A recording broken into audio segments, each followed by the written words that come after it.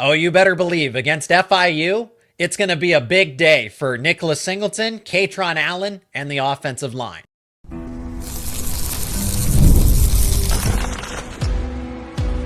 You are Locked On Nittany Lions, your daily podcast on the Penn State Nittany Lions. Part of the Locked On Podcast Network, your team every day. You are locked on to Penn State football, and thank you to the everydayers. Thank you to each and every one of you for making Locked On Nittany Lions your first listen and watch every single day, your daily source for all things Penn State sports. My name is Zach Seyko, and I am your host of the show, credentialed media member for both Penn State football and Penn State wrestling. This is the Penn State FIU Preview and Prediction Show. I'm going to give you my final score prediction, keys to the game. We have FIU expert and insider Kevin Barral joining the show, so we're going to get the perspective from the Panthers, the inside look at this team. But I'm going to give you the Penn State perspective first and why the Nittany Lions are such a hefty favorite in this one. Today's show is brought to you by Mazda. Just like there's more to every player, more dedication, more attention to detail, there's more to a Mazda vehicle. Stay tuned later in this episode for highlights in this week's Moving the Game Forward. Mazda, move and be moved. Friendly reminder to let me know your thoughts down in the comments section.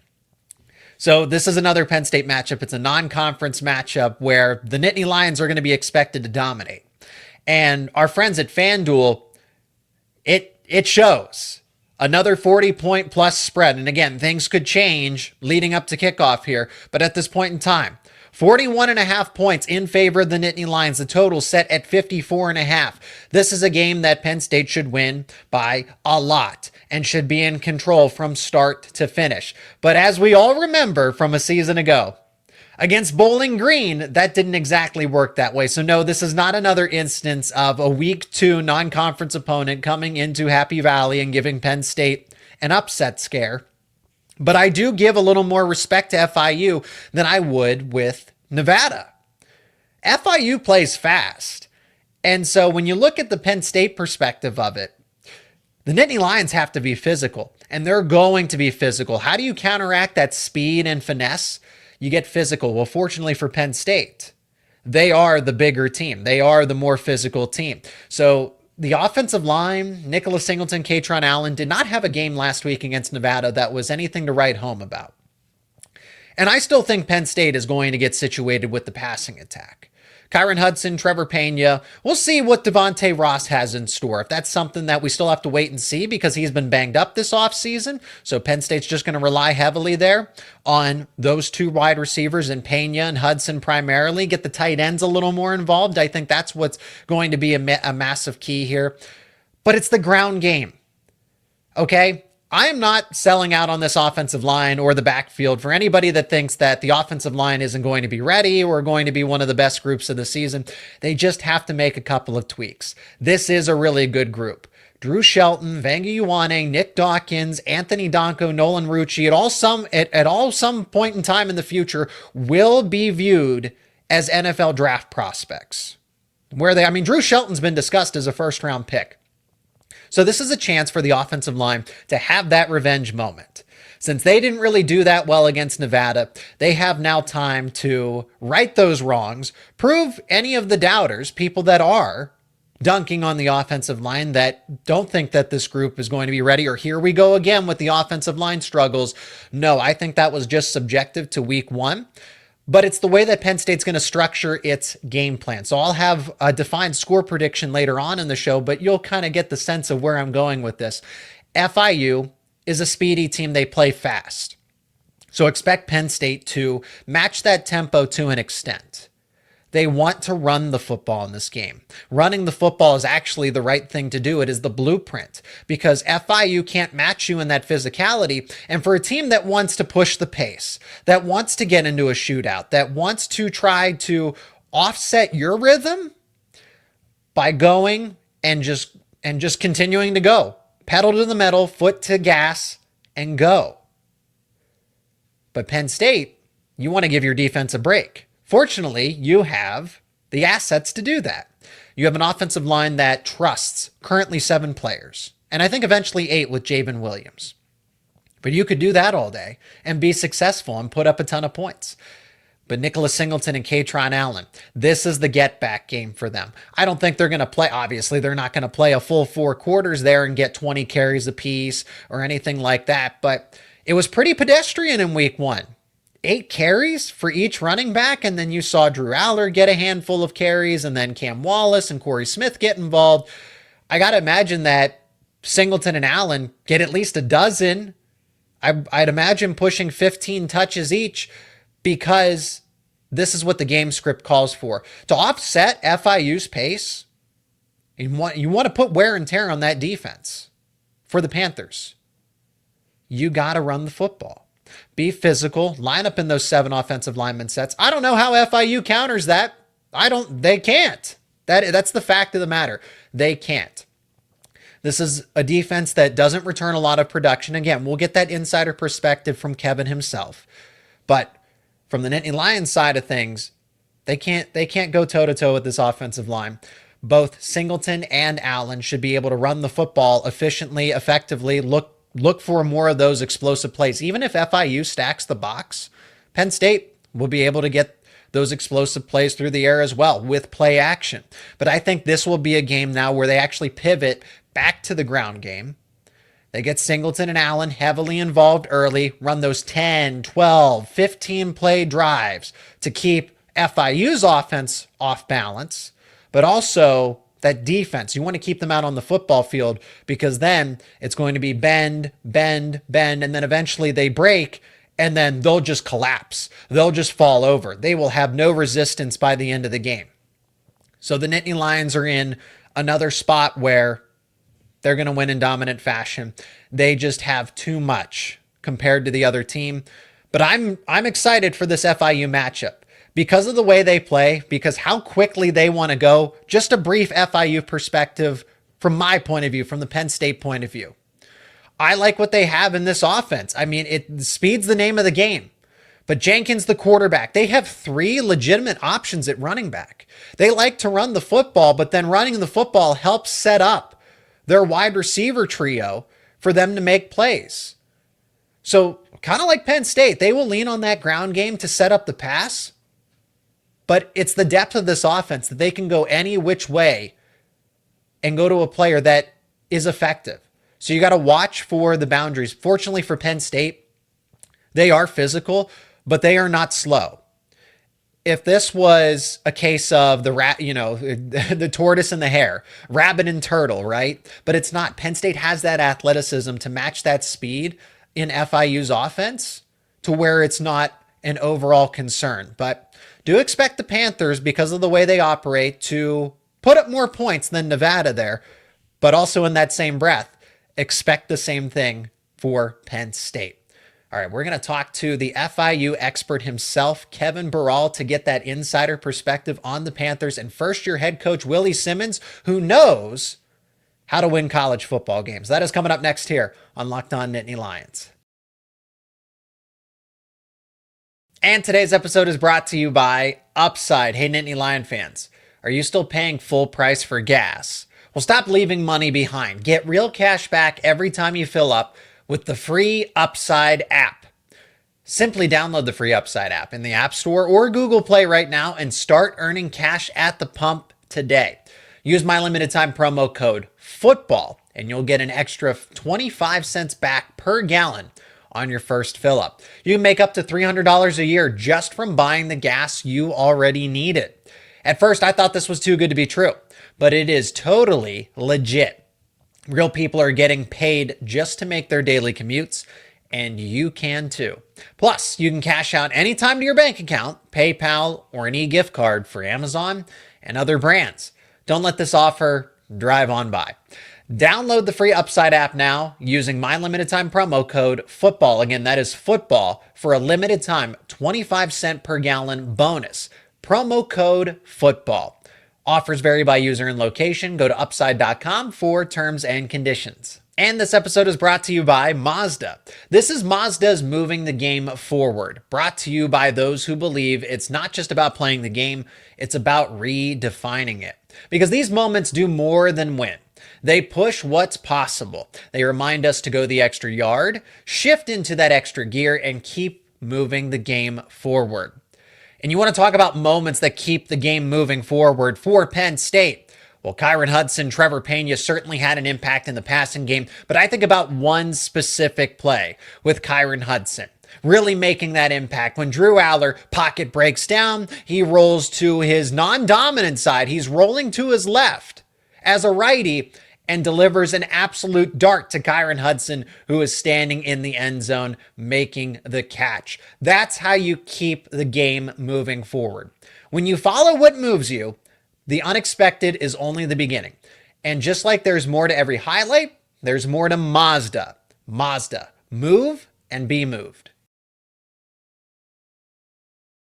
And it is a privilege to be joined now by a Florida International Panthers expert, Kevin Barral. He's a beat reporter and writer that covers the team. He also has the Pause Up podcast, which goes inside to the Panthers. Kevin, thank you so much for the time. Really appreciate the perspective today. Yeah, thanks for having me. So we're going to talk extensively about Florida International here, get that insider perspective, and then make our predictions and keys to the game for both sides, how Penn State can dominate and how Florida International can make this a respectable game. But starting with the Panthers, I mean, Willie Simmons, phenomenal head coach coming over from Florida A&M, had a brief stint at Duke as that run game coordinator, but he is a winning head coach. He knows how to, I would not look past this coaching staff that the Panthers have to offer. And for what it is worth, the coaches poll gave Florida International 1 vote. So they're not as, I don't want Penn State fans to get this misconception that, oh, Florida International is just another pushover. No, this is a respectable team, but there is going to be a lot of matchup-based type of situations here. So let's add some context here, Kevin. When I think of Florida International, this is a fast team. This is a team that wants to push the tempo. They can score points. This offense is really good at doing that, but they could get outmanned. They could lose the physical battle pretty easily. What would you say to that when it comes to this matchup with Penn State? Yeah, I think you're right. I do think this is a tougher team than Nevada, I will say. And I know it's not the strongest of non-cons, but I would say FIU is the toughest of the opponents in this non-con slate for you guys. I think it's Villanova after this. So, yep. Yeah, I agree. Fast tempo. They want to make big explosive plays. That's one thing that Willie Simmons has really emphasized: being explosive, being quick, up tempo, making sure that you're being quick, lighting up the scoreboard.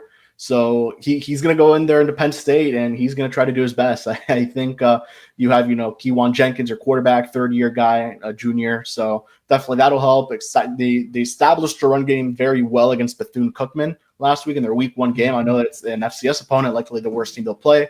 And that's true. Like, there's no other way. That's the game that was scheduled. But I think it is a good sign of, all right, you have 3 great running backs in Keyjon Owens, Anthony Carey, a Georgia Tech transfer from last year, and then you bring in Devontae Lyons, who was a true freshman last year, played in 4 games. In the final 4 games of the season, was the lone 100-yard rusher in a single game for FIU. So this staff views those running backs as 1A, 1B, 1C. They think all 3 of those guys could play, and they really needed to establish a run to open up the pass. And I think that's one thing they're going to have to do. It's going to be very tough against a Penn State team, but I think they should be able to make things pretty interesting, at least through the first half of the game. And that's the first thing that stood out to me when I was kind of looking through, again, box scores and just kind of getting some highlights of FIU against Bethune-Cookman.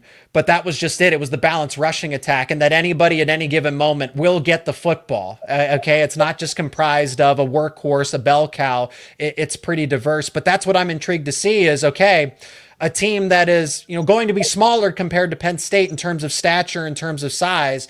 Speed kills, right, at the end of the day. But if you can't get any push up front, and Penn State does have the athleticism, you could make the argument that, hey, FIU is going to be a faster at some of these positions here and there. But it's about getting the push. So when you look at what the Panthers are going to do here, how do they get that push? How do they prevent Penn State from just stacking the box and taking away the run, especially when the run game is the asset and the pass game is the liability if it doesn't have the run game to go with it? Yeah, well, I think the biggest thing is definitely, FIU. One thing that really stood out from that first game against Bethune was FIU spread the ball out. It was the first time in program history that 13 different players recorded at least 1 reception. So it just shows you how much they're spreading the ball. It's not like in years prior where you had that guy. You had your Chris Mitchell in 2023.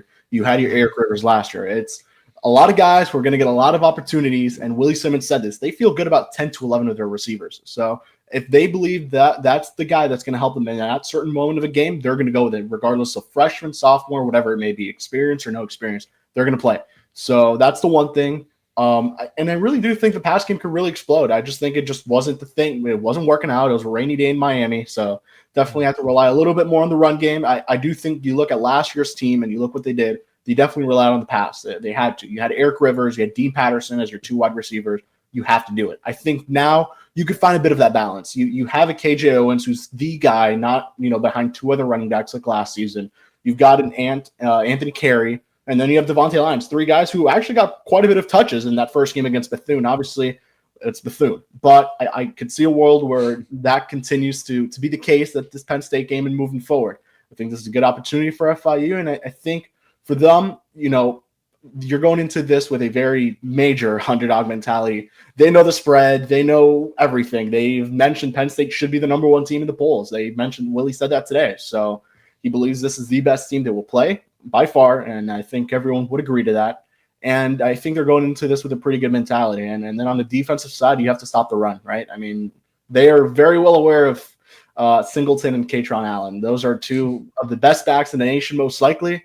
So they know that they have to stop the run and try to force a little bit more of the pass, which is something I know was a little bit of a struggle last year with the wide receivers over at Penn State, if I recall. And obviously, I don't think Drew Allard even had a completion in the Orange Bowl game. So I think a lot of Penn State had to go there, man. I have to mention, man. I got to get a win somehow out of this. Well, I think you started to allude to the battle with trying to take away the ground game. So this is a great segue into the Florida International defense. Again, this is a team that's going to rely on speed. It's being able to close on the football, not get burned with the deep passing game. And Penn State's wide receivers are better this season. They've already proved that now, granted against Nevada, but they proved that there's a little more semblance in the passing game with how they can spread the football around. So how would you describe this Florida International defense when we've talked about how the offense wants to put up points and get into these shootout types of situations, meaning that the Panthers defensively are going to be asked to do a lot and not get a lot of breaks? Yeah, exactly. I think the big thing is that this defense is still run by the same DC. And, when in college football, you have to be you have to be really grateful to have the same guy on your staff for the last 4 years in Jovan DeWitt, who I think James Franklin mentioned in his press conference during the opening statement, having some relations with him during the last couple of years. It's the same scheme. It's just a little bit more simplistic for them in terms of the calling and whatever it may be. So it is still a very new defense. It's only 2 starters returning, Keegan Davis and Brian Blades. Those are the lone 2 remaining starters. They're obviously returners, but that didn't play. So Percy Courtney Jr. at linebacker is one returner, but he didn't start. He only started 1 game last season. But then you have, a guy like Johnny Chaney Jr., Florida A&M guy, was at Colorado last year, comes back to rejoin Willie Simmons, and now linebackers coach Ryan Smith. So you have to be excited about those 2 guys at the linebacker position. FIU does very well with linebackers the last couple of years. Travion Barnes, who was the CUSC Defensive Player of the Year, and the year before that, Donovan Manuel, Reggie Peterson. They've had their history of pretty good linebackers. So excited to see what that group looks like. Looked really good in that first game. Percy Courtney had a sack. Johnny Chaney Jr. had a forced fumble. I think the cornerback room is probably the most deep on the defense. You look at Brian Blades, Victor Evans, Javion Celestine. I mean, it continues to go. Mr. Clark. They've got guys who could play at this level. And Ashton Levels, too, a guy who comes from the JUCO ranks, didn't play last season due to an ACL injury. So, yeah, there's a lot of excitement with this defense. This defense looked pretty good in that first game against Bethune. Could have done a little bit better. So definitely one aspect that I'm looking to see. And I think Willie Simmons is very excited to see what this defense does at Penn State in front of 100,000 fans, however may go to watch the Fighting Panthers. But we'll see how it goes. I think FIU's defense needs to stop the run. That's the biggest thing. And I really think that if they do that, they should keep this game, a little bit more respectable than the Nevada game. Well, we have keys to the game because something notable about that game against Bethune is limited pass rush and just the 1 forced fumble and fumble recovery. So is FIU going to be able to generate those turnovers to keep it a respectable game, or will Penn State be able to run over this team from Florida? We're going to talk about that next here on Locked On Nittany Lions.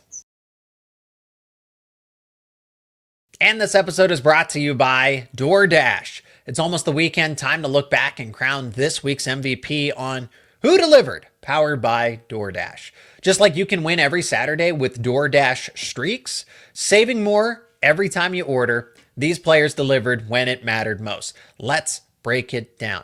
Now for Penn State, I got to go with two players. I can't even go with just one. Trevor Pena and Kaytron Allen leading the day in receiving, but giving Penn State more confidence in its passing attack. They delivered in a big way.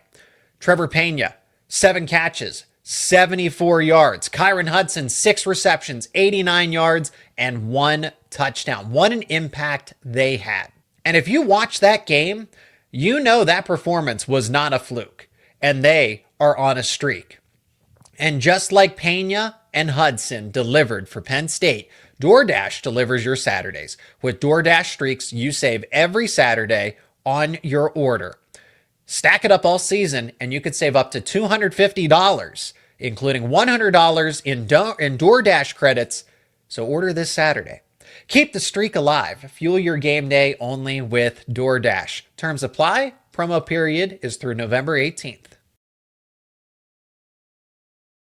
All right, in this segment, we are going to talk about how to look at the spread, how to look at the total, give our final score predictions here, but focusing on keys to the game for both sides, how Penn State can win this matchup and how Florida International can at least keep it very interesting. I do, Kevin, let's be honest, I do see Penn State just miles ahead of this team. I believe you, and I agree that Florida International is just a more enticing matchup, a tougher challenge for the Nittany Lions than Nevada was.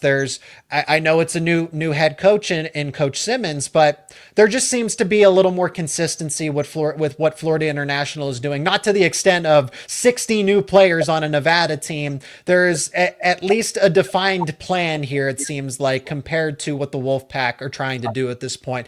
Like I said, I do think speed, you can't teach speed. So Penn State's going to have to be very aware of that. If Florida International starts to get the ground game going, play action here, all of a sudden the Panthers are on the board and Penn State maybe finds itself in a situation like it does against Bowling Green. So you have to be aware of that. If you're going to run the ball effectively and then you got a couple speedsters on the outside that if you're not paying attention and that safety's down in the box, it just might be a moment where, Florida International is putting up a few more points than we expected here. And Jenkins looks really good as a thrower. Yeah, definitely. I think that's one big thing. One thing that everyone knows, South Florida talent, it's going to have a lot of speed. Any South Florida team, any Florida team in general will have speed. So I think that is the one thing that has been mentioned about FIU for the last couple of years. I mean, you had your 2 wideouts, Rivers and Patterson. Speed was the biggest thing for them. So I think that's the biggest thing there. Defensively, they know speed is huge. And I think speed kills in a lot of situations. Probably not this week, but definitely could be possible that they make it at least an enticing game through the half. And I think that is totally possible. So where the spread sits right now, and it could change. We saw it change leading up to Penn State versus Nevada, and Penn State actually lost on that backdoor cover, but it sits right now on FanDuel at 41.5 points, and the total is at 54.5. I've seen conflicting reports with the weather. It looks like it's supposed to be a nice sunny day in the 70s. At one point in time, a week ago that it said it was going to rain. So weather is going to affect the outcome here. But if it's a nice sunny day, there's no inclement weather, this is a game where I would expect points because Florida International is not going to go away. They're going to continue to push the pace. Even if they're trailing by 3-4 touchdowns going into the final frame, Panthers are going to try to continue to put up points and continue to put pressure on that Penn State defense, regardless of who is out there. And as we saw with Penn State's 3rd and 4th string defenders, that they are prone to giving up a touchdown. So Florida International could be in a situation where Penn State, what Penn State wants to do, this is a true key to the game here for Penn State, is be physical, control the pace. Don't run those 10, 12, 15 play drives. Keep FIU's defense on the football field. Don't get into the shootout that they want them to, but you want to put up points quickly and kind of get Florida International in a situation where they are playing from behind rather than dictating the pace there. So it's about playing ball control if you're Penn State's offense. So I do like Nicholas Singleton and Kaytron Allen to have much better days than they did against Nevada. Yeah, and FIU struggled to stop the run last year. That was one of the biggest things biggest things for them. And even in the Bethune game, they were good. It wasn't great. And defensive line, I mean, you're only returning one starter from there. So you have to look at it. You have to tell yourself, like, hey, like, it's still going to take it's still going to take a little bit more than just one game to get this going. So this is obviously a great opportunity. Best two running backs you'll face all season. I think it's a good way for them. And they were mentioning this in the weekly availability. Like, this is a good opportunity to not just see where you're at as a team, but see where you could improve. And I think this is certainly one of those matchups where, yeah, maybe you'll keep it a little bit close. FIU most likely will struggle to stop the run. But I think it's a world that, FIU will find out for weeks ahead where they need to improve because you're playing the best of the best. When I'm looking at this game, I see a 56-14 type of score. I do see Florida International getting maybe even another touchdown after that. But points. It's going to be a lot of points. I think Penn State will be able to score at ease, and I think Florida International, with the type of team that they are, will not have as many issues scoring points because of just simply the way they play the game here. Yeah, I was telling someone this, like 46-11, like that's more in the range than I'm looking at it at. I do think FIU will put up more than 11 points than Nevada did, just a little bit more. Not sure if they'll squeak past the 20s, but definitely I could see in the 40s, maybe low 50s range for this type of game. I think FIU will make it closer than people think. So I will stand by that. And FIU's done pretty well against power conference opponents. Last year against Indiana, that was a playoff team. They had one of the closest games against Indiana throughout the whole season. They played Arkansas, definitely a different opponent, not very good that year, but still they had a really good shot up until the half. So I think FIU will do something similar to that. And then once Penn State starts rolling in the backups, I think FIU may do the same as well, to be honest. And that's going to do it for this edition of Locked On Nittany Lions. Appreciate each and every one of you for checking out the show.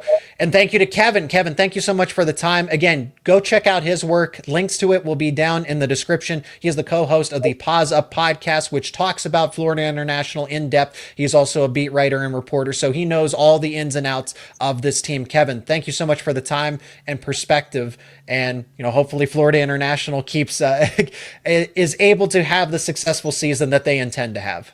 Hopefully they shock the world, but thank you so much for having me.